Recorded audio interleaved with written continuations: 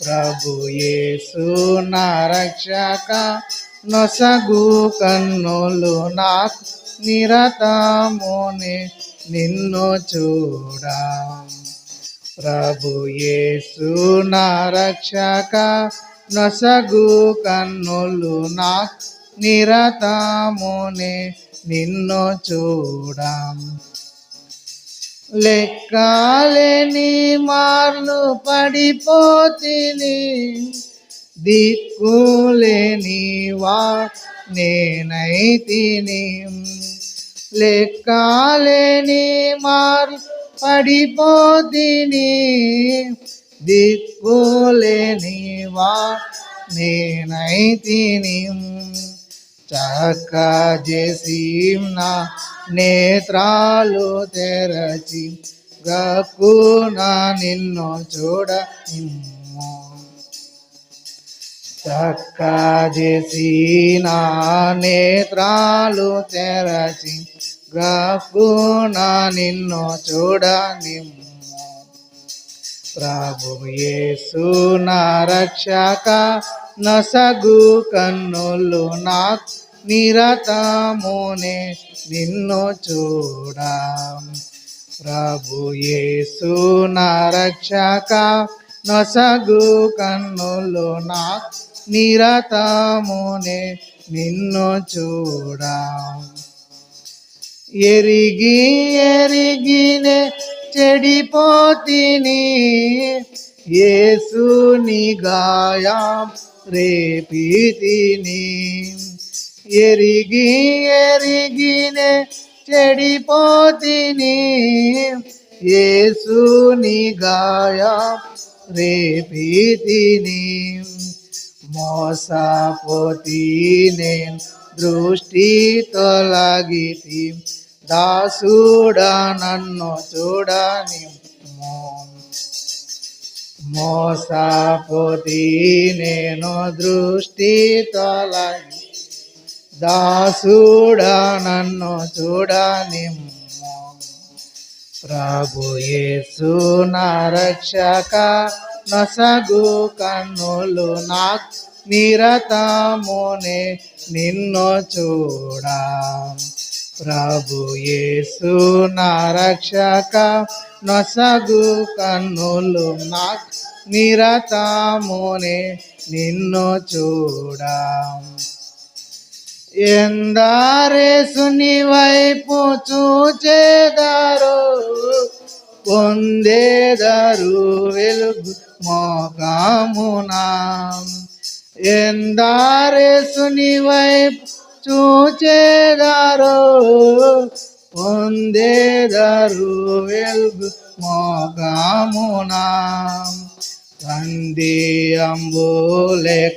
సంతోషించుచు, ముందుకు పరుగెత్తెదరు. సంధియంబులేక సంతోషించుచు, ముందుకు పరుగెత్తెదరు. ప్రభు యేసు నా రక్షక, నొసగు కన్నులు నాకు నిరతమునే నిన్ను చూడా. ప్రభు యేసు నా రక్షక, నొసగు కన్నులు నాకు నిరతమునే నిన్ను చూడా.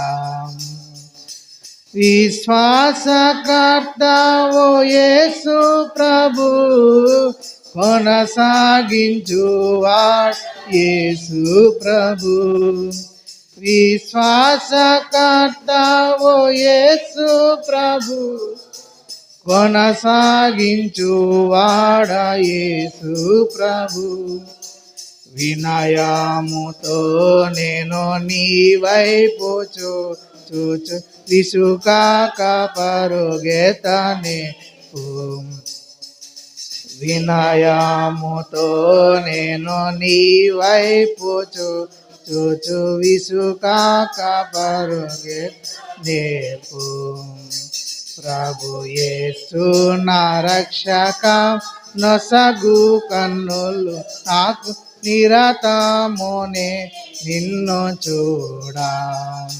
ప్రభు యేసు నా రక్షక నొసగు కన్నులు నాకు నిరతమునే నిన్ను చూడా.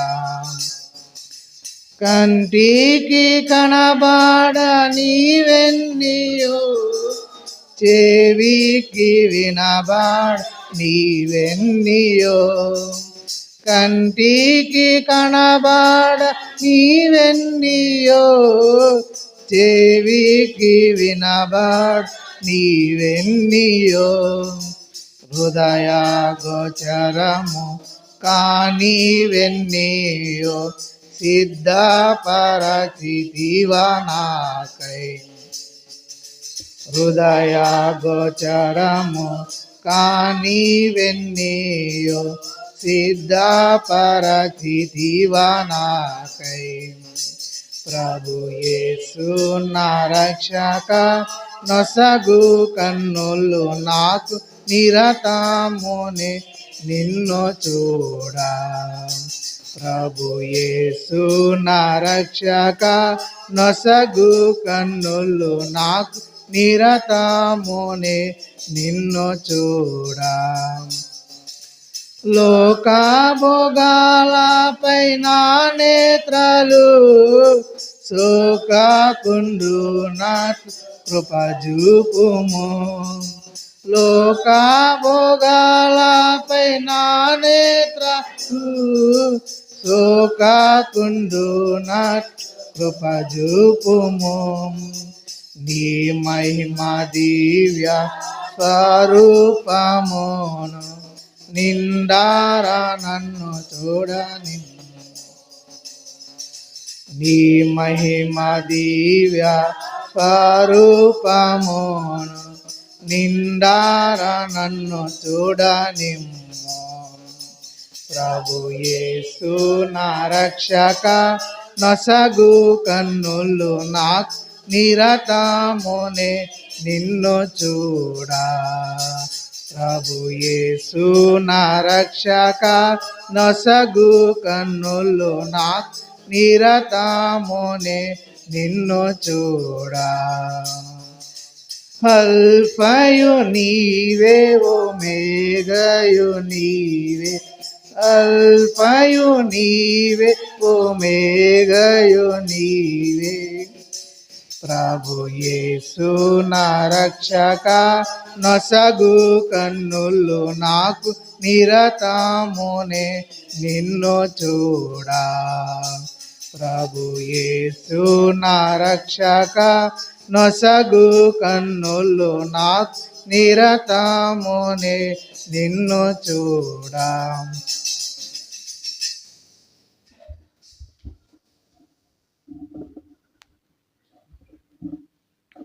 దేవుని వాక్యములో నుండి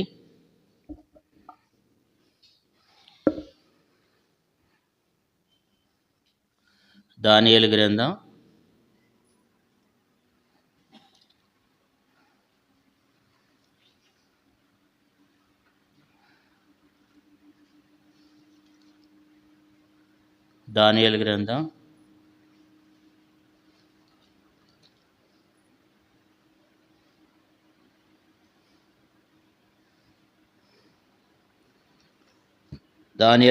10 అధ్యాయము. దానియేలు గ్రంథం 10 అధ్యాయము.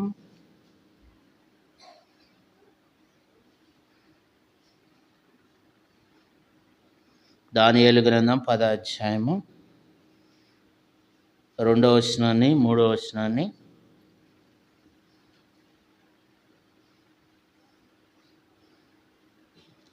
చదువుకుందాం. దానియేలు గ్రంథం 10 అధ్యాయం 2, 3 వచనాలు అందరూ కలిసి చదువుకుందాం.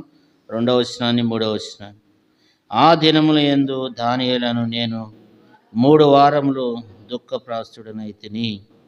3 వారములు గడుసు వరకు నేను సంతోషంగా భోజనం చేయకుంటుని, ద్రాక్షరసముగా నా నోటికి రాలేదు, స్థానాభిషేకములను చేసుకొనలేదు. ప్రభు సహాయం కొరకు ప్రార్థన చేసుకుందాం.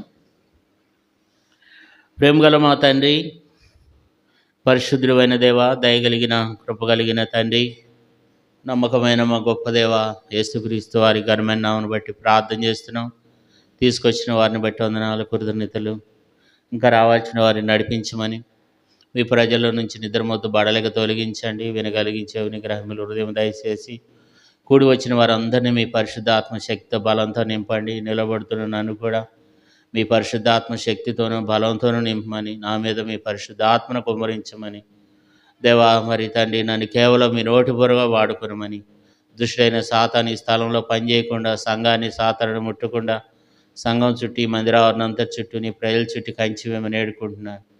తెరుబడిన ఆకాశాన్ని మా మధ్యన ఉంచమని మా ప్రభువును ప్రియరక్షకుడైన యేసుక్రీస్తు వారి నామంలో బతుకులాడుకుంటున్నాం దేవా. సహాయం చేయండి. మళ్ళీ తిరిగి తండ్రి అయా మరి కొద్దిసేపు మీ వాక్యం ద్వారా మాట్లాడండి. తర్వాత ప్రార్థనలో మేము కొనసాగటం సహాయం చేయమని యేసుక్రీస్తు వారి నామంలో స్తుతించి ప్రార్థించి అడిగి పెడుకుంటున్నాం తండ్రి.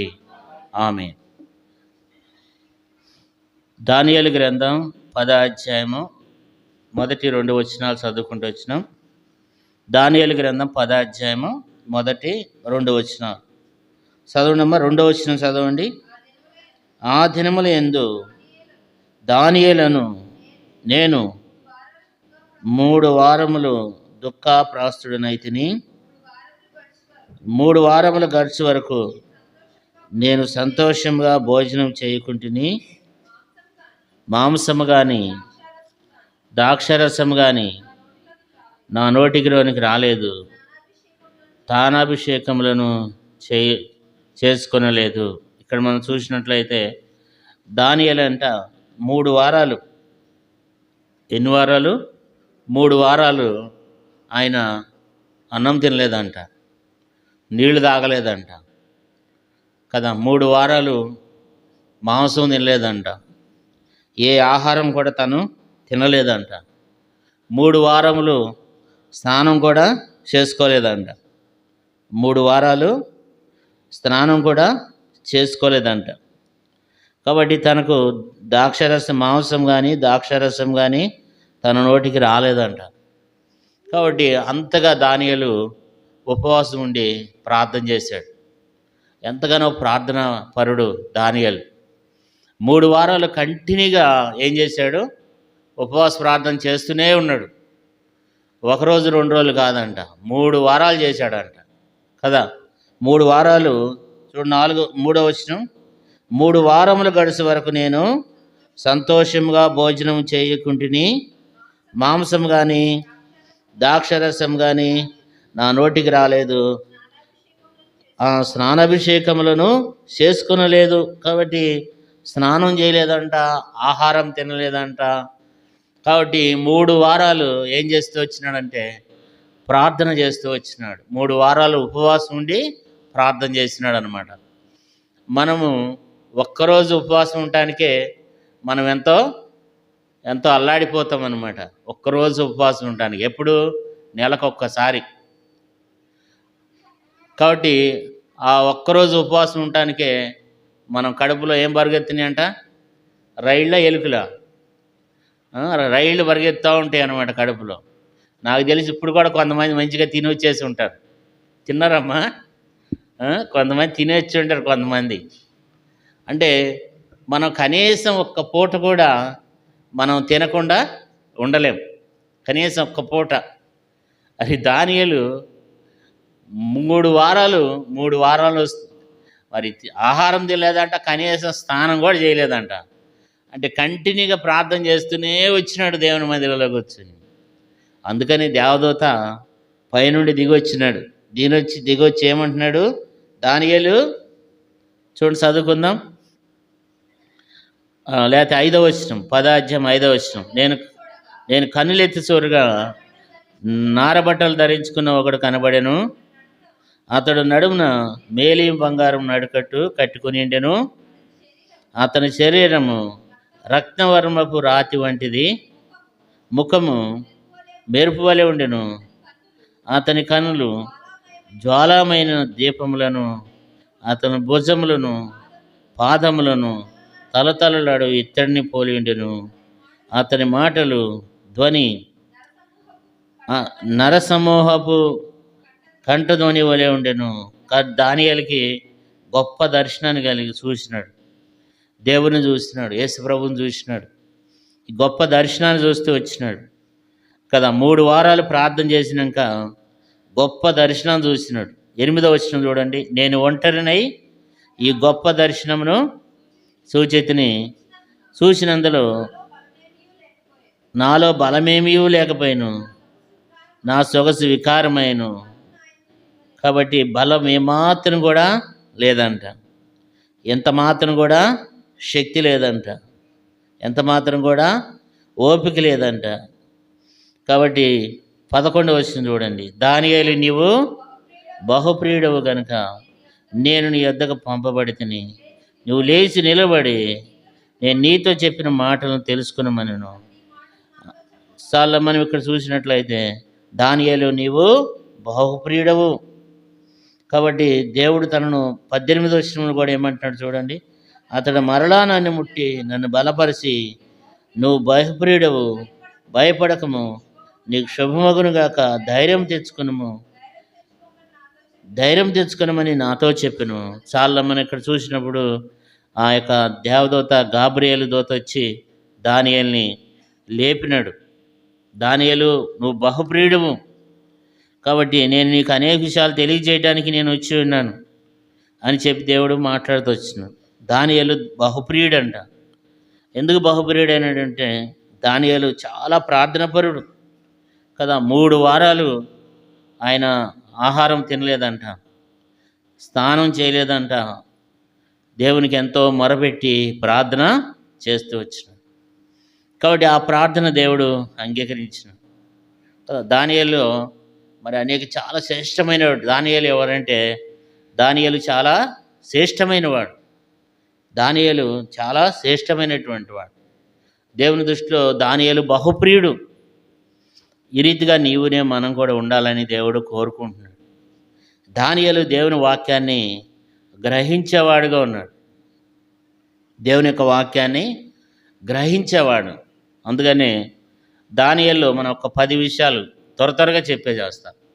అంటే దానియేలు ఎంత తనలో ఉన్నటువంటి ఒక మంచి శ్రేష్టమైనటువంటి గుణాలు ఉన్నాయి దానియేలులో. ఆ గుణం ఏంటంటే 9వ అధ్యాయం 2వ వచనంలో దానియేలు గ్రంథం 9:2 అవన్నీ వద్దామా. చివరి గ్రంథముల వలన గ్రహించి తిని, గ్రంథం వలన ఏం చేశాడు?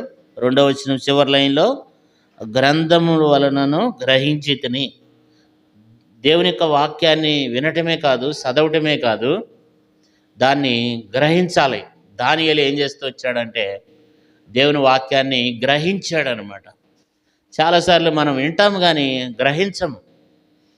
దాన్ని గ్రహించి దాని ప్రకారంగా మనము నడుచుకోలేము.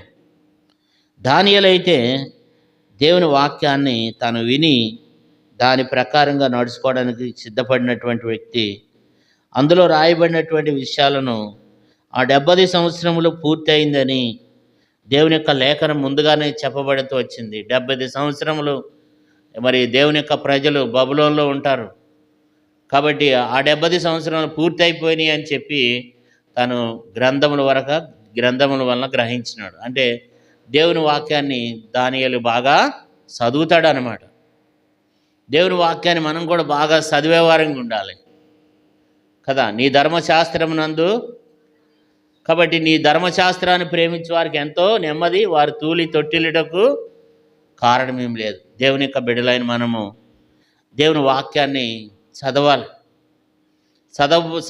దాన్ని మనం ఏం చేయాలి? గ్రహించాలి కదా. దాన్ని చదవటమే కాదు, దాన్ని గ్రహించే బిడ్డలంగా దేవునే మనం కలిగి ఉండాలి. దేవుని బిడ్డలారా, చదవటమే కాదు, దాన్ని మనం ఏం చేయాలి? గ్రహించాలి. గ్రహించినప్పుడు దేవుడు మనల్ని ఎంతో ఫలింపచేసేవాడుగా ఉంటాడనమాట. గ్రహించేవారంగా వాక్యాన్ని వినటమే కాదు కానీ దాన్ని గ్రహించే బిడ్డలంగా నీవునే మనం కలిగి ఉండాలని దేవుడు మనతో మాట్లాడుతూ వచ్చినాడు. కాబట్టి వాక్యం వినటమే కాదు, వాక్యాన్ని గ్రహించే వారంగా మనం కలిగి ఉండాలి. వాక్యాన్ని గ్రహించే బిడ్డలంగా దేవుని వాక్యాన్ని మనము గ్రహించినప్పుడు దేవుడు మనల్ని ఎంతో వృద్ధి చెందిస్తాడు. అందుకని బైబిల్ ఏం రాయబడిందంటే, ఈ ప్రవచన వాక్యములు వినువాడును అందులో రాయబడిన మాటలు గైకుని వారును ధన్యులు కదా. దేవుని యొక్క వాక్యాన్ని మనము గ్రహించే వారంగా ఉండాలి. దాంట్లో ఉన్నటువంటి విషయాలను అంగీకరించే వారంగా మనము కలిగి ఉండాలన్నమాట కదా. దేవుని వాక్యాన్ని మనము గ్రహించే వారమై ఉండాలి. దేవుని వాక్యాన్ని గ్రహించే వారంగా. మత్తయి సువార్త 13వ అధ్యాయం, మత్తయి 13వ అధ్యాయంలో దేవుని వాక్యము గ్రహించిన వాళ్ళు 30 అంతలుగా, 60 అంతలు, 100 అంతలు ఫలిస్తారంట.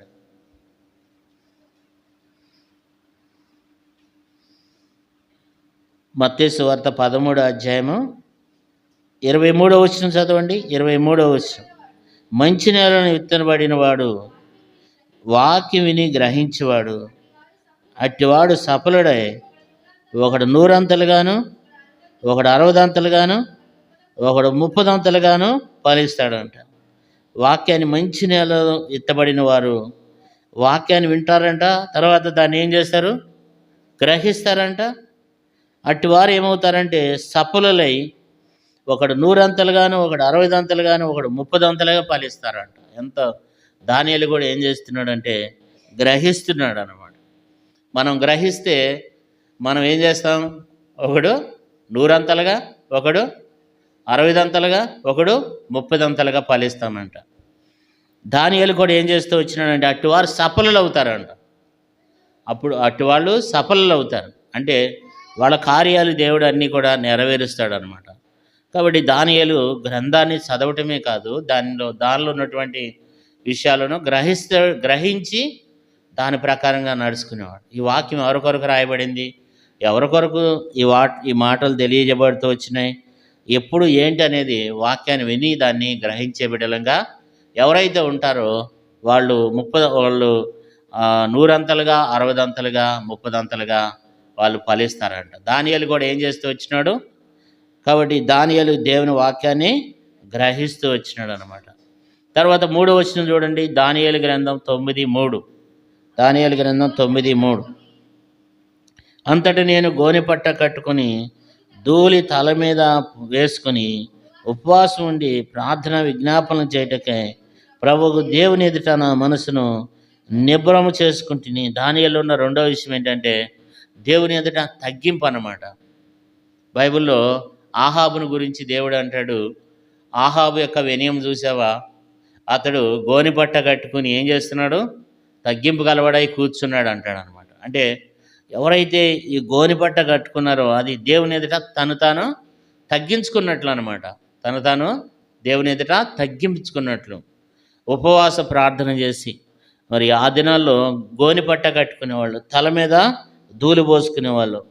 మరి తను తానే ఏం చేస్తూ వచ్చేవాళ్ళు అంటే ఇది దేనికి సాదృశ్యంగా ఉందంటే ఈ గోనెపట్ట కట్టుకుని మరి ధూళి తల మీద పోసుకుని ఉపవాసం ఉండటం ఏంటంటే తమను తాము తగ్గించుకున్నట్లు అనమాట. దేవుని దృష్టిలో అయా నా దగ్గర ఏమాత్రం కూడా శక్తి లేదు కాబట్టి నేనెంతటి వాడిని అని చెప్పి తను తాను తగ్గించుకునేటువంటి ఒక మంచి గుణాన్ని కలిగినటువంటి వాడు దానియేలు అనమాట.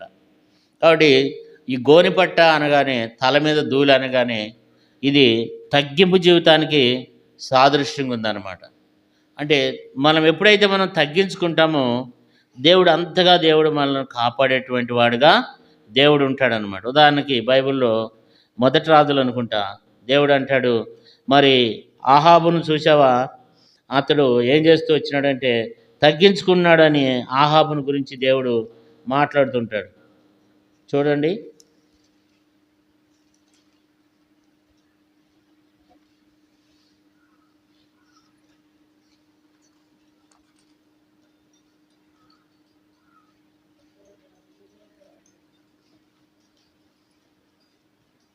మొదటి రాజుల గ్రంథం 21వ అధ్యాయము 27వ వచనం. ఆహాబు ఆ మాటలు విని తమ వస్త్రము చింపుకొని గోనెపట్ట కట్టుకుని ఉపవాసం ఉండి గోనెపట్ట మీద పరుండి వేకలు పడగా యెహోవా వాక్కు తిష్బీడైన ఏలియాకు ప్రత్యక్షమై ఇలాగ సెలవిచ్చింది, ఆహాబు నాకు భయపడి వినయముగా ప్రవర్తించడం చూచితివా? నాకు భయపడి అతడు వినయముగా ప్రవర్తించుట చేత ఆ ఆ అపాయం అతని కాలమునందు సంభవింపకుండా ఆపి అతని కుమారుని కాలం నందు అతని కుటుంబీకుల మీదకి నేను దాన్ని రప్పించదును. అంటే గోనిపట్ట అనగానే అర్థం ఏంటంటే అది దేవుని ఎదుట తగ్గింపుని తెలియజేస్తుంది అనమాట. దేవుడు మనకేదో కీడు చేసేస్తాడు. అయితే ఎప్పుడైతే ఈ తగ్గింపు జీవితాన్ని ఎప్పుడైతే మనం కలిగి ఉన్నామో ఆహాబు లాంటి వాడిని దేవుడు ఏం చేశాడు? క్షమించేశాడు అనమాట.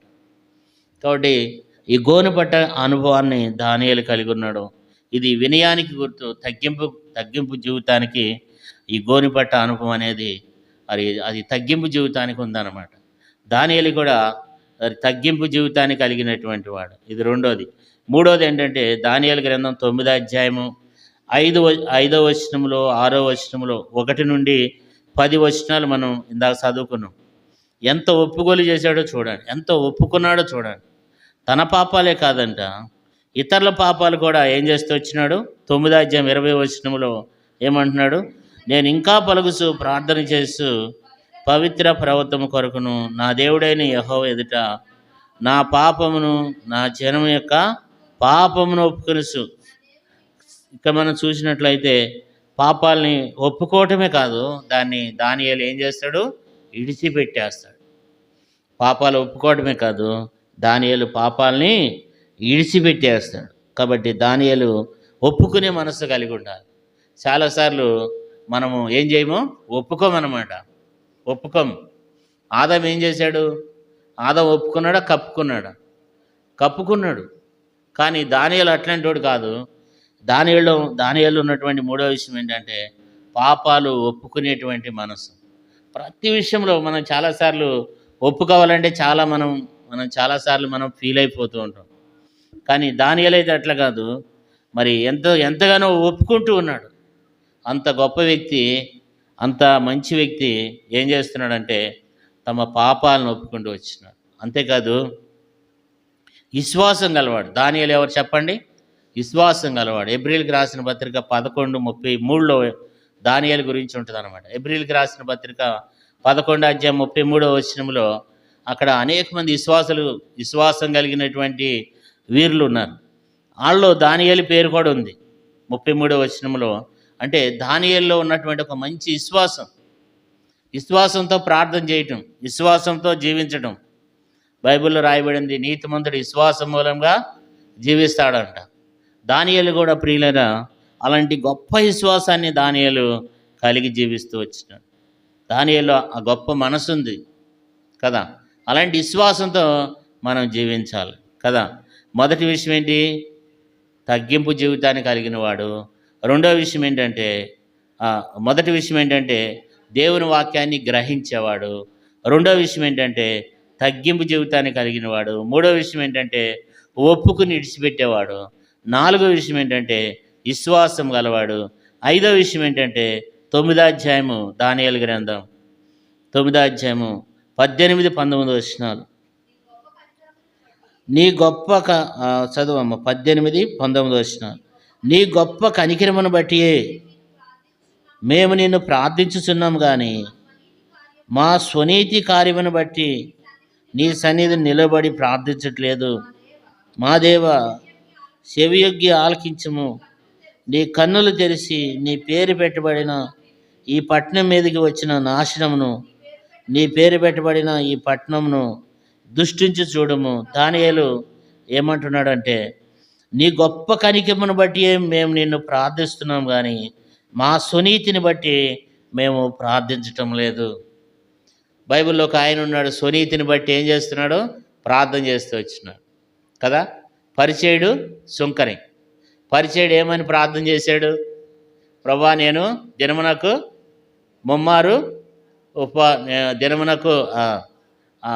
వారమునకు 3 మార్లు ఉపవాసం ఉంటున్నాను. తర్వాత నాకు వచ్చే దాంట్లో దశమ భాగాలు ఇస్తున్నాను. కాబట్టి నేను అన్నిట్లో కూడా నేను కరెక్ట్గానే ఉన్నాను. ఇదే ప్రార్థన అంటే తమ స్వనీతిని బట్టి చేసే ప్రార్థన. బైబిల్లో రాయబడింది అసలు ఏ మనుషుడు కూడా దేవుని ఎదుట నిలబడలేము. అసలు మనం నిలబడి ఇక్కడ దేవుని మందిలో నిలబడటానికి మనం అసలు యోగ్యులమే కాదు. ఇక్కడ కూర్చుని ప్రార్థన చేయడానికి మనం అసలు యోగ్యులమే కాదు. మన నీతి క్రియలన్నీ మురికి బట్టలే కదా. మనం ప్రార్థన చేస్తున్నామంటే ఎవరిని బట్టి ప్రార్థన చేయాలి? నీ గొప్ప కనికిరమును బట్టి. చాలాసార్లు మన స్వనీతితో ప్రార్థన చేస్తూ ఉంటాం అన్నమాట. మనం ఏదో గొప్పవారు అన్నట్టు, మనం అంత మంచివాళ్ళు లేనన్నట్లు కదా. బైబిల్లో రాయబడింది 131 కీర్తన చదవంసలేదు కానీ, నువ్వు దోషములు కనిపెట్టి చూసిన ఎడల ఎవడు నిలబడగలడు? దేవుడు మన దోషాలను కనిపెట్టి చూస్తే ఎవడు నిలబడాడు, ఎవడు పరిశుద్ధుడని వాడు ఉన్నాడు. కానీ దానియేలు కూడా అదే మాట చెప్తూ ఏమంటున్నాడంటే, దేవా మా యొక్క 17వ వచనంలో లేదా 18వ వచనంలో నీ గొప్ప కనికరమును బట్టి మేము నిన్ను ఏం చేస్తున్నాం? ప్రార్థన చేస్తున్నాం, కానీ మా స్వనీతి కార్యములను బట్టి నీ సన్నిధిలో మేము నిలబడటం లేదు అంటున్నాడు. చాలాసార్లు అంటే మనలో అసలు మనం అర్హులమే కాదనమాట. అంటే ఈ మాట ఏం తెలియజేస్తుందంటే, అసలు నేను అర్హుడే కాదు, అసలు ప్రార్థన చేయడానికి నేను అర్హుడే కాదు. కానీ నీ గొప్ప కనికరమును బట్టి, నువ్వు కనికరం కలిగిన దేవుడు గనుక, కృప చూపే దేవుడు గనుక, నువ్వు మంచి దేవుడు గనుక అందుని బట్టి నేను ప్రార్థన చేస్తున్నాను. కానీ నా సునీతిని బట్టి చేసినట్లయితే, అందుకని మన ప్రార్థనలు దేవుడు వినడు. ఎందుకంటే మనం చేసే ప్రార్థనలు మనం చాలా గొప్పవారు అన్నట్లు, మనం చాలా భక్తిపరులు అన్నట్లు, మనంత మంచివాళ్ళు లేనన్నట్లుగా మనం అన్ని విషయాల్లో కూడా మనం లోబడి ఉన్నట్లుగా మనం ప్రార్థన చేస్తూ ఉంటాం అన్నమాట. మన సునీతిని బట్టి మనం ప్రార్థన చేస్తూ ఉన్నాం. కానీ దానియేలు అయితే ఏమంటాడంటే, మా సునీతిని బట్టి కాదు, కానీ ఏం చేస్తున్నాం మేము? నీ గొప్ప కనికరమును బట్టి నేను నిన్ను ప్రార్థన చేస్తున్నాను. దేవా నీ గొప్ప కనికరమును, ఎందుకంటే నువ్వు క్షమించేటువంటి దేవుడు, నువ్వు కనికరించే దేవుడు. కాబట్టి మా సునీతిని బట్టి కాదు, కానీ దానియేలు ఉన్నటువంటి మరి 5వ విషయం ఏంటంటే ప్రియులరా, కనికరముతో దేవుని కనికరాన్ని కోరుకునేటువంటి మనసు కలిగినటువంటి వాడు. నా ఘనతను మరి నాలో ఉన్నటువంటి దాన్ని బట్టి కాదు, నీలో ఉన్నటువంటి దాన్ని బట్టి నేను నిన్ను ప్రార్థన చేస్తున్నాను. 19వ వచనంలో ఏమంటాడు చూడండి, ప్రభువా ఆలకింపుము, ప్రభువా క్షమించము, ప్రభువా ఆలక్ష్యం చేయక చెవియొగ్గి నా మనవు చిత్తగించుము. నా దేవా ఈ పట్టణమును ఈ జనమును నీ పేరు పెట్టబడినవే, నీ ఘనతను బట్టి నా ప్రార్థన వినమని వేడుకును. దేవుని ఘనతను బట్టి ప్రార్థన వినుము. 9వ అధ్యాయం 16వ వచనం, 9:16. ప్రభువా మా పాపము బట్టి, మా పితరుల దోషమును బట్టి యెరూషలేము చుట్టూ ఉన్న సకల ప్రజల ఎదుట నిందాస్పదమైన యెరూషలేము నీకు ప్రతిష్టమైన పర్వతము, ఆ పట్టణం మీదకి వచ్చిన నీ కోపమును నీ రౌద్రమును తొలగింపమని నీ నీతి కార్యములన్నిటిని బట్టి విజ్ఞాపం చేస్తున్నాను. అంటే దేవుని యొక్క నీతిని, దేవుని యొక్క ఘనతను, దేవుని యొక్క కనికరాన్ని తెలియజేస్తుంది అనమాట. దేవుని 16వ వచనములు అంటాడు, నీ నీతి కార్యములు అంటున్నాడు. కాబట్టి నువ్వు నీతిమంతుడు అయితే నువ్వు కనికరం కలిగినటువంటి వాడవు. నీ కనికరాన్ని బట్టి, నీ ఘనతను బట్టి, 19వ వచనములు అయితే నీ ఘనతను బట్టి మేము ప్రార్థన చేస్తున్నాం, కానీ దేవా నీ ఘనతను బట్టియే మేము ప్రార్థన చేస్తున్నాం అన్నాడు. కాబట్టి దేవుడు ఘనమైన దేవుడు, దేవుడు యోగ్యుడు కనుక నేనే పాటివాడిని అని చెప్పి దానియేలు ఏం చేస్తున్నాడంటే ప్రార్థన చేస్తున్నాడు. దానియేలు ఎప్పుడు కూడా తన స్వనీతిని ఆధారం చేసుకోడు. ఎప్పుడు కూడా దానియేలు ఎప్పుడు కూడా దేవా నీ కనికరమును బట్టి నేను ప్రార్థన చేస్తున్నాను. కాబట్టి మన కనికరాన్ని బట్టి ఎప్పుడు కూడా మన స్వనీతితో మనం ప్రార్థన చేస్తే దేవుడు వినడండి. అందుకని యాకోబు పత్రికలు ఉంది, మీరు అడుగుతున్నారు కానీ మీ భోగముల నిమిత్తం అడుగుతున్నారు అంటాడు. చాలాసార్లు మనం అడుగుతున్నాం, కానీ మన సొంత నిర్ణయాల కొరకు, మన సొంత కార్యముల కొరకు, మన స్వనీతితో దేవుని మనం ప్రార్థన చేస్తున్నాం. దానియేలు ఉన్నటువంటి 5వ విషయం ఏంటంటే, 5వ మంచి లక్షణం ఏంటంటే, తన స్వనీతిని బట్టి ఎప్పుడు కూడా ప్రార్థన చేయడు, కానీ తను ఎప్పుడు కూడా దేవుని యొక్క కనికరాన్ని బట్టి నేనే పాటివాడిని, నేను అసలు యోగ్యుడే కాదు, నేను ఇక్కడ కూర్చోవడానికి అసలు అర్హుడే కాదు, నేను ఈ పులిపీఠం మీద నిలబడటానికి కూడా నేను అర్హుడే కాదు అనేటువంటి మంచి తత్వాన్ని కలిగి ఉన్నటువంటి వాడే దానియేలు. అందుకని దానియేలుని దేవుడు ఆశీర్వదించి ఏమంటున్నాడంటే, నువ్వు బహుప్రియుడు అంటున్నాడు. త్వర త్వర చదువుకుందాం. 6వ విషయాన్ని కూడా చూసినట్లయితే దానియేలు ఎంతో ఉపవాస ప్రార్థన. ఎన్ని రోజులు చేస్తూ వచ్చినాడండి ప్రార్థన? 3 వారాలు చేస్తూ వచ్చినాడంట కదా. 10వ అధ్యాయము 3వ వచనంలో 3 వారాలు ఉపవాసం ఉండి ప్రార్థన చేసినాడు. ఎంత శక్తివంతుడో చూడండి, ఎంత ప్రార్థన పరుడో చూడండి. అలాంటి ప్రార్థన జీవితాన్ని మనం కలిగి ఉండటం అనేది చాలా ప్రాముఖ్యమైనది. దానియేలులో ఉన్నటువంటి మంచి లక్షణం ఏంటంటే ఉపవాసం ఉంటాడు. అంటే ఒక కార్యం 3 వారాలు ఎందుకున్నాడంటే దానియేలు ఆ కార్యం నెరవేర్చేదానికి దేని నిమిత్తమైతే తాను ప్రార్థన చేస్తున్నాడో అది దేవుడు సహాయం చేసే వరకు కూడా దేవుని సన్నిధిలో ఉండి ప్రార్థన చేస్తున్నాడు అనమాట. ఒక మంచి పట్టుదల కలిగినటువంటి ఆ ఉపవాసం చేసేటువంటి లక్షణం అనేది అందరిలో ఉండదు. ఉపవాసం ఉండి ప్రార్థన చేయటం అనేది అతి తక్కువ మందిలో ఉంటుంది. దానియేలు అయితే దానియేలులో ఉన్నటువంటి 6వ విషయం ఏంటంటే ఉపవాస ప్రార్థన చేస్తాడు. దేవుడు సహాయం చేసే వరకు కూడా పట్టుదలతో ఉపవాస ప్రార్థన. ఎన్ని రోజులు చేశాడు? 3 వారాలు చేశాడంట. 3 వారాలు మనం చేస్తే మనం చచ్చిపోతాం కదా. కనీసం ఒక్కరోజు చేసినా చచ్చిపోతాం. సాయంత్రం దాకా ఉన్నాం అనుకోండి, సాయంత్రం లోపలనే మన కళ్ళు తేలబడిపోతాయి, గుడ్లు పైకి వచ్చేస్తాయి, అయ్యేపోతాం మనం కదా. కానీ దానియేలు చూడండి, ఆ ఉపవాస ప్రార్థన ఎలాంటి ప్రార్థన చేశాడో, ఎలాంటి ప్రార్థనతో ఆ ఉపవాసం ఉండి ప్రార్థన చేస్తూ వచ్చినాడు. తర్వాత 7వ విషయం ఏంటంటే దానియేలు ఒక మంచి పశ్చాత్తాపం కలిగిన వాడు. దానియేలు ఏ మనసు ఉంది? పశ్చాత్తాప మనసు ఉండాలి. ప్రతి విషయంలో కూడా 7వ విషయంలో దానియేలు పశ్చాత్తాపంతో ఏం చేస్తాడు? ప్రార్థన చేస్తాడు. మనం ప్రార్థన చేసేటప్పుడు పశ్చాత్తాపం ఉండాలి.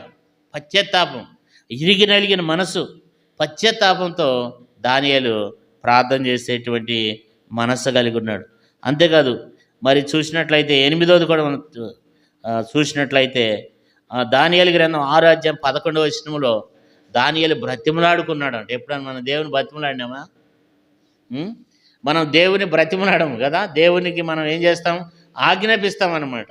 ప్రభువా పలానా ఊరిలో ఆ వ్యక్తి ఉన్నాడయ్యా, ఆ వ్యక్తిని చూడు, ఆ వ్యక్తిని స్వస్థపరచు కదా. ఒకసారి భక్ష్యం గారు ఏమన్నాడంటే మనం దేవుని బతిమలాడమంట, దేవునికి ఆజ్ఞాపిస్తామంట, దేవుని ఒక పోస్ట్ మనీ చేసేస్తామంట. మీరు భక్ష్యం అంకులు బుక్స్ చదవండి, భక్ష్యం అంకులు మెసేజ్లు వినండి. భక్ష్యం అంకులు ఏమన్నాడంటే దేవుని మనం అంటే ఒక పోస్ట్ మనీ చేసేస్తామంట. పోస్ట్ మనీ ఏం చేస్తాడు? పోస్ట్ మనీ ఉంటాడు కదా, ఉత్తరాలు తీసుకొస్తాడు, అక్కడికి వెళ్తాడు, ఆ ఉత్తరం ఇస్తాడు, ఇక్కడికి వెళ్తాడు, ఈ ఉత్తరం ఇస్తాడు. అట్లా దేవుని కూడా మనం ఏం చేస్తామంటే మనం దేవునికి ఆజ్ఞాపిస్తున్నామంట, బ్రతిమాలటం లేదంట. దానియేలైతే 6వ అధ్యాయంలో రాయబడింది ఏంటంటే 6వ అధ్యాయం 11వ వచనంలో ఏముందంటే దానియేలు బ్రతిమలాడుతున్నాడంట. ప్రార్థనలో మనం ఏం చేయాలండి? బ్రతిమలాడాలి కదా. కొంతమంది అడుక్కునే వాళ్ళు ఉంటారు. అమ్మ ₹1, అమ్మ కొంచెం ధర్మం చేయండి అంటారు. మనం ఇవ్వకుండా వెళ్ళిపోతే కొంతమంది అస్సలు ఇడిచిపెట్టరు అన్నమాట. ఇచ్చేదాకా ఇడిచిపెట్టరు, బతిమలాడుతూనే ఉంటారనమాట. అట్లా మనం కూడా ఏం చేయాలంటే దేవుని బ్రతిమలాడాలి. మనం చాలాసార్లు మనం చేసే ప్రార్థనలో మనం బ్రతిమలాడము, మనం దేవునికి ఆజ్ఞాపిస్తామన్నమాట. ప్రభు అక్కడ మా అన్నయ్య ఉన్నాడు, వాడిని స్వస్థపరచు, అటు వెళ్ళు, మా అమ్మను స్వస్థపరచు, తర్వాత మా సంఘంలో పలానా వ్యక్తి ఉన్నాడు, ఆ వ్యక్తిని జ్ఞాపకం చేసుకో, ఆ వ్యక్తిని మార్చు. ఇట్లా మన మాటలు ఎట్లుంటాయి అంటే దేవునికి మనం ఆజ్ఞాపించినట్లు ఉంటాయి. అందుకే దేవుడు మన మాటలు వినడు. మన మాటలు, మన ప్రార్థన దేవునికి ఆజ్ఞాపించే మాటలు కాకుండా దేవుని బ్రతిమాలేదట్లు ఉండాలి. ఎట్లుండాలి? దేవుని బ్రతిమాలాలి. అలాంటి మంచి జీవితాన్ని కలిగిన వాడే దానియేలులో ఉన్నటువంటి ఆ యొక్క 8వ విషయం ఏంటంటే ఎంతో దేవుని ఏం చేస్తున్నాడండి? బ్రతిమాలుస్తున్నాడు. మనం కూడా అలాంటి బ్రతిమాలే వారంగా ఉండాలి, కానీ ఆజ్ఞాపించొద్దండి. ఆజ్ఞాపిస్తే వినడంట. భక్ష్యంగంకులు అంటున్నాడు, మనం గనక ఆజ్ఞాపిస్తే దేవుడు వినడంట. మన ప్రార్థన ఎట్లుండాలంటే బ్రతిమాలేదిగా ఉండాలి. దానియేలు బ్రతిమాడతాడంట ప్రార్థనలో.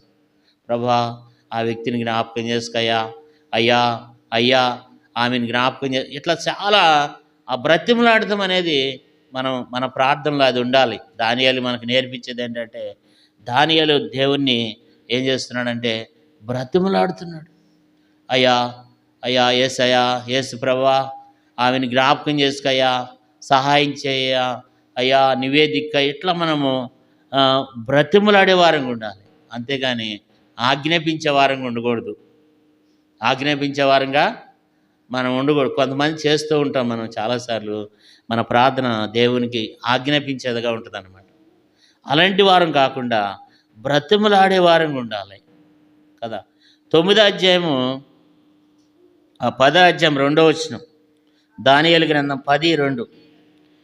మనం 9వ విషయం ఏంటంటే దానియేలు గ్రంథం 10వ అధ్యాయం 2వ వచనం, ఆ దినమున యందు దానియేలును నేను 3 వారములు ఏం కలిగి ఉన్నాడంట? దుఃఖం. ఎప్పుడన్నా మీరు ప్రార్థనలో దుఃఖం వస్తుందా? సమాజంలో కాదులేండి, వ్యక్తిగతంగా దేవుని సన్నిధికి వచ్చి దుఃఖంతో ప్రార్థన చేస్తాడు దానియేలు. దానియేలు ఉన్నటువంటి 9వ విషయం ఏంటంటే దుఃఖం. ఎప్పుడైనా మీరు చూసారా? దుఃఖపడి ప్రార్థన చేస్తున్నప్పుడు ఖచ్చితంగా మనం సహాయం చేస్తాం. మా వాడు అంటాడు, మా కొడుకు ఏమంటాడంటే, ఒకసారి కొట్టుకాడికి వెళ్దామంటాడు. కొట్టుకాడికి వెళ్ళి కొనుక్కురావడానికి వెళ్దామంటాడు. నేను రానురా అంట, సైకి చేస్తాను. ఆడు కొన్నిసార్లు బాగా మొండి పట్టి కింద పడి డొల్లాడిపోచి ఏడు చేస్తూ ఉంటాడు అనమాట. అప్పుడు వెంటనే అక్కొచ్చేసి, ఆడు ఏంటి అట్ట కొట్టుకులాడు ఏడుస్తుంటే చూస్తూ ఊరుకుంటాం, తీసుకెళ్ళు అని అంటే ఇక చచ్చినట్టు తీసుకెళ్లాల్సిందే. అంటే దేవుడు కూడా అట్లా కన్నీళ్లు చూచి దేవుడు దాటిపడు. ప్రియులరా, కన్నీళ్ళు ఉండాలి. మనం చేసే ప్రార్థనలో కన్నీళ్ళు ఉండాలి. దానియేలు 3 వారాలు ఉపవాసం ఉండి కన్నీళ్లతో ప్రార్థన చేస్తున్నాడంట. మనము కన్నీళ్లతో ప్రార్థన చేయాలి. మన ప్రార్థన చాలాసార్లు బిగ్గరగా టప టప టప టప చేసేస్తూ ఉంటాం. వ్యక్తిగతంగా మనం ఏం చేయాలంటే కన్నీళ్లతో. బైబిల్లో హన్నా ఏం చేసింది? కన్నీళ్ళు విడిచుచు ఏం చేసిందంట? ప్రార్థన చేసిందంట. అందుకే బైబిల్లో ఏముందంటే, కన్నీళ్ళు ఇడుచు జిత్తువాడు సంతోషగానములతో పంట కోస్తాడనమాట. యేసుప్రభువు వారు ఏమన్నాడంటే మత్తయి సువార్త 5వ అధ్యాయంలో, దుఃఖపడి వారు ధన్యులు, వారు ఓదార్చబడదు. మన దానియేలు ఉన్నటువంటి ఆ 9వ విషయం ఏంటంటే, దానియేలు కన్నీళ్లతో ప్రార్థన చేస్తాడు. కన్నీళ్లతో ప్రార్థన చేసినప్పుడు ఖచ్చితంగా కార్యం చేస్తాడు. కన్నీళ్లతో మనం ఎప్పుడైతే ప్రార్థన చేస్తామో ఖచ్చితంగా దేవుడు మన కొరకు ఖచ్చితంగా కార్యం చేస్తాడు. ఆ కన్నీళ్ళు కార్చేటువంటి అనుభవాన్ని దానియేలు కలిగి ఉన్నాడు. అలాంటి కన్నీటి ప్రార్థన అనుభవాన్ని మనం కూడా కలిగి ఉండాలని దేవుడు తెలియచేస్తున్నాడు. 10వ విషయాన్ని కూడా మనం చదువుకున్నట్లయితే దానియేలు గ్రంథం 6వ అధ్యాయం 10వ వచనంలో, దానియేలు 6:10లో మోకాళ్ళ అనుభవం ఉండాలి. ఏముండాలండి? మోకాళ్ళ అనుభవం అన్నమాట. ఈ మోకాళ్ళ అనుభవం లేకపోతే మనం అంతగా ఏం చేయలేమండి, మనము ఆత్మీయంగా ఎదగలేం కదా. మోకాళ్ళ అనుభవాన్ని మనం కలిగి ఉండాలి. బైబిల్లో చాలామంది మోకాళ్ళు వేస్తారు. దానియేలు కూడా. అప్పటికి దానియేలుకి ఎంత ఉంటుందంటే, నాకైతే తెలియదు కానీ నేను విన్నాను చాలామంది ద్వారా, 6వ అధ్యాయానికి వచ్చేసరికంట దానియేలుకి 85 సంవత్సరాలట. దానియేలు గ్రంథం 6వ అధ్యాయానికి వచ్చేసరికి దానియేలుకి 85 సంవత్సరాల వయసు అంట. అప్పుడు మేడ మీద పై గదికి వెళ్ళి కిటికీలు యెరూషలేము తట్టు తెరిచి దానియేలు మోకరించి ప్రార్థన చేశాడు. దినమునకు 3 మారు మోకాళ్ళిని అని రాయబడింది. మోకాళ్ళ అనుభవం ఉండాలన్నమాట కదా. మనకు సామెత చెప్తారు, మన మోకాళ్ళు నల్లబడితే మన హృదయం తెల్లబడిద్దంట. ఏమైద్దండి? మన మోకాళ్ళు ఏం కావాలా? నల్లబడాలి కదా. ఇక్కడ మన మోకాళ్ళు ఇక్కడ నల్లగా ఉండాలన్నమాట. అలాంటి ప్రార్థన మోకాళ్ళ అనుభవాన్ని మనం కలిగి ఉండాలి. భక్ష్యంగంకులు ఏం చేశాడు? భక్ష్యంగంకులు మన అందరికి మాదిరి, నాకు కూడా మీకు కూడా. భక్ష్యంగంకులు ఏం చేసేవాడు అంటే మోకరించి ఏం చేసేవాడు? ప్రార్థన చేసేవాడు. మోకరించి ప్రార్థన చేస్తే గుంటలు పడిపోయాయంట కదా. ఒకసారి మీ పరిచర్య ఎట్లా అభివృద్ధి చెందిందని అడిగినప్పుడు భక్ష్యంగంకులు ఏం చెప్పినాడంటే, వాళ్ళని తీసుకుని వచ్చి చూపించిండంట. సాపంతా మెత్తగా నలిగిపోయి సాపంతా గుంటలు పడిపోయిందంట. కారణం ఏంటంటే మోకాళ్ళ అనుభవాన్ని దానియేలు మనకు నేర్పిస్తున్నాడు. చాలామంది పిల్లలు కానీ యవనస్తులు కానీ ఇంకా పెద్దవాళ్ళు అంటే మోకాళ్ళ నొప్పిని బట్టి మోకరించలేరు, కానీ కొంతమంది మోకరించగలిగి కూడా ఏం చేయరండి, మోకరించరు అనమాట. దేవుని ప్రార్థన అనగానే మనము మోకాళ్ళు వేసే అనుభవాన్ని మనం కలిగి ఉండాలి. మనం ప్రార్థన చేసేటప్పుడు మోకరించి ప్రార్థన చేయటం అనేది చాలా ప్రాముఖ్యమైనదనమాట. మోకాళ్ళు వంగగలిగి కదా, కొన్నిసార్లు అనారోగ్యాన్ని బట్టి మనకున్నటువంటి మోకాళ్ళు నొప్పులను బట్టి చాలామంది లావుగున్న వాళ్ళు, మోకాళ్ళ నొప్పులు ఉన్నవాళ్ళు, బలహీనత ఉన్నటువంటి వాళ్ళు మోకరించలేరు. కానీ మోకరించి ప్రార్థన చేయటం ద్వారా గొప్ప విడుదల కలుగుతుంది అనమాట. వాళ్ళ ప్రార్థన కూడా దేవుడు వింటాడు, ఎందుకంటే దేవునికి తెలుసు కాబట్టి. మోకరించగలిగి కూడా మనం మోకరించకపోతే ఆ ప్రార్థన దేవుడు అంతగా ఇష్టపడ్డానమాట. ఇప్పుడు చూడండి, మన మోకాళ్ళు చక్కగా ఉంటాయి, కొంతమందికి మోకాళ్ళు ఎంత మాత్రం కూడా నొప్పి ఉండదు. నొప్పి లేకపోయినా సరే మోకరించి ప్రార్థన చేయాలంటే బద్ధకం కదా. కాబట్టి మనం అట్లా ఉండకూడదు. మనకు మోకాళ్ళు నొప్పులు లేకపోతే, మన మోకాళ్ళు వంచగలిగితే ఖచ్చితంగా మనం మోకరించి ప్రార్థన చేయాలి. ఖచ్చితంగా మోకాళ్ళ ప్రార్థన. భక్ష్యంగంకులు ఏం చేశాడు చెప్పండి. మరి వృద్ధాప్యంలో కూడా ఒక వీడియో ఉంటుంది అనమాట. ఆ వృద్ధాప్యంలో ఆ నడవలేని స్థితిలో ఉన్నప్పుడు ఆయన ఆల్రెడీ 2 మనుషులు పట్టుకొస్తున్నారు స్టేజీ మీదకి. 2 మనుషులు అటోకలు ఇటోకలు బట్టి నడిపించుకుంటూ వస్తుంటే స్టేజీ దగ్గరికి వచ్చిన తర్వాత మోకరించి ప్రార్థన చేస్తాడు. అంటే మనకు కూడా ఏముండాలంటే మోకాళ్ళ అనుభవం ఉండాలి. ఇవి దానియేలులో కలిగి ఉన్నాయి. ఇంకా అనేక విషయాలు ఉండేలండి. నేను షార్ట్కట్లో కొన్ని విషయాలే దానియేలు ప్రార్థన అనుభవాన్ని జ్ఞాపకం చేస్తున్నాను అనమాట. దానియేలులో ఉన్న మొదటి విషయం ఏంటంటే వాక్యాన్ని గ్రహించేవాడు, దాని ప్రకారంగా నడుచుకునేవాడు. రెండో అనుభవం ఏంటంటే తగ్గింపు జీవితాన్ని కలిగినవాడు, వినయము జీవితాన్ని కలిగినవాడు. మూడో అనుభవం ఏంటంటే ఒప్పుకోలు అనుభవం అనమాట. కాబట్టి 4వ విషయం ఏంటంటే విశ్వాసం గలవాడు. 5వ విషయం ఏంటంటే తనకున్నటువంటి ఘనతను బట్టో లేదా తనకున్న భక్తిని బట్టో కాదు, దేవుని యొక్క కనికరమును బట్టి, దేవుని ఘనతను బట్టి, దేవుని నీతిని బట్టి ప్రార్థన చేస్తూ వచ్చినాడు. తర్వాత తను ఉపవాసం ఉండి ప్రార్థన చేశాడు. 3 వారాలు ఉపవాసం ఉండి ప్రార్థన చేశాడు. తర్వాత పశ్చాత్తాపంతో, దానియేలులో పశ్చాత్తాపం కలిగినటువంటి వాడు. ఆ పశ్చాత్తాపంతో ప్రార్థన చేస్తూ మరి చూసినట్లయితే 8వది చూసినట్లయితే దేవుని బ్రతిమాలతో వచ్చినాడు. 9వది చూసినట్లయితే కన్నీళ్లతో ప్రార్థన చేస్తూ వచ్చినాడు. 10వ విషయాన్ని చూసినప్పుడు మోకరించి ప్రార్థన చేస్తున్నాడు. ఇట్టి అనుభవంలో ఇవన్నీ మనం చెప్పవలసిన లేదు, కానీ మనం దేవుడిని అడుగుదాం. దానియేలు వలె మేము కూడా అలాంటి గొప్ప ప్రార్థన జీవితాన్ని కలిగి ఉండటానికి మాకు సహాయం చేయి ప్రభువా. దానియేలు ఎలాంటి ప్రార్థన జీవితాన్ని కలిగి ఉన్నాడో మేము కూడా అలాంటి జీవితాన్ని కలిగి ఉండటానికి కూడా మాకు కృపనివ్వండి. దేవుని దగ్గర మనం అడిగి, దేవుని దగ్గర మనం ప్రార్థన చేద్దాం. మనకు దేవుడి కొద్ది మాటలను దీవించి ఆశీర్వదించుగాక.